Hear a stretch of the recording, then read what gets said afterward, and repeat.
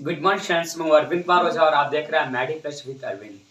Students, आज की class में हम आपको देते हैं क्या कि सीमन एनालिसिस का टेस्ट आपने सुना होगा। सीमन एनालिसिस का टेस्ट हो या कोई ब्लड का टेस्ट हो, किसी भी चीज़ का, किसी भी स्पेसिमेन का कलेक्शन की जब भी बात आती है तो उसके लिए हम आपको बताना चाहेंगे क्या कि कलेक्शन यदि प्रॉपर वे में होता है तो प्री एनालिटिकल एरर नहीं होगा। अगर आपका कलेक्शन में एरर पाया गया तो फिर रिजल्ट तो आपका सही नहीं आएगा। नो डाउट्स, कंफर्म है कि रिजल्ट सही नहीं आएगा। इसलिए आपको हमेशा अपने आप को मेंटेन करना होता है कलेक्शन स्किल्स को, कि कलेक्शन जो होता है ना वो प्रॉपर वे में होना चाहिए, आइडियल वे में होना चाहिए। तो आज हम बात करेंगे सीमन एनालिसिस का कलेक्शन कैसे करते हैं। तो स्टूडेंट्स, जब भी पेशेंट आपके सामने आएगा तो आप उसको एक कंटेनर देते हो। कंटेनर देते समय आपको बोलना होगा कि इसमें सीमन आपको कलेक्ट करना है। सीमन आप कहीं पर भी कलेक्ट करो, लेकिन 10 टू 15 मिनट्स के अंदर आपको लेबोरेटरी में सैंपल देना होगा।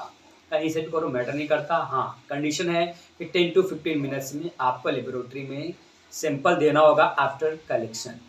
और उसके बाद में कलेक्शन आप करोगे कब, मतलब सीमेन आप अपना दोगे कब परफॉर्म करने के लिए टेस्ट। तो आपको ध्यान देना होगा कि आप जब भी सैंपल आपको देना होगा उससे कम से कम और 4 से 5 दिन या 3 से 5 दिन कह सकते हैं, आपको जो है लिव इन में नहीं रहना है, ना ही मास्टरबेशन करना है।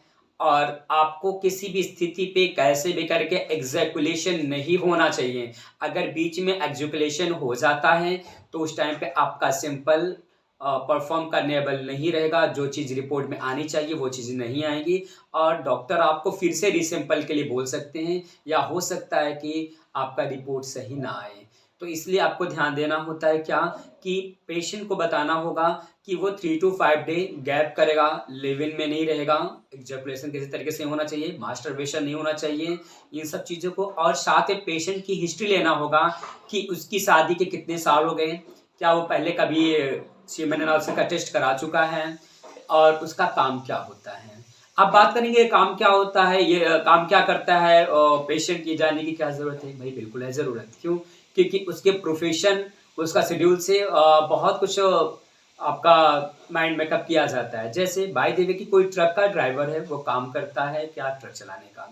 और ट्रक चलाने का कार्य करता है और ट्रक चलाता है, और ट्रक का जो इंजन होता है बहुत हीट होता है, और जो टेस्टिस का टेम्परेचर होता है ना वो आपका हीट नहीं होना चाहिए। अब वो 7 से 8 घंटे का अगर वो ट्रक चला रहे हैं तो उसमें ये प्रॉब्लम्स देखने को मिल सकता है। तो इसलिए पेशेंट की हिस्ट्री लेना ज़रूरी है, सब कुछ उसको बताना होगा, जिससे कि रिपोर्ट में आप एक्यूरेसी दे सकें और कलेक्शन जो है आपका वो आइडियल वे में हो सके। इसलिए कलेक्शन करते समय इन सब चीज़ों को विशेष ध्यान देना होता है। और जब भी कलेक्शन करेंगे आपको ध्यान देना होगा, आपको बताना साथ में ये भी होगा कि आपको किसी तरह से कंडोम में कलेक्शन नहीं करना है या किसी कृत्रिम विधि का यूज़ नहीं करना है। और सिंपल सा आपको मास्टरबेशन करके डायरेक्ट आपको एक वाइट कंटेनर जो आप दिए होंगे स्टेलाइज, उसी में आपका सीमेन निकलना चाहिए।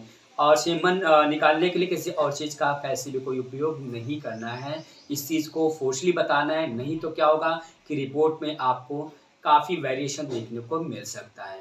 सो बने रहिए इसी तरह के इन्फॉर्मेटिव वीडियो पाने के लिए। Thank you, best of luck, have a nice time.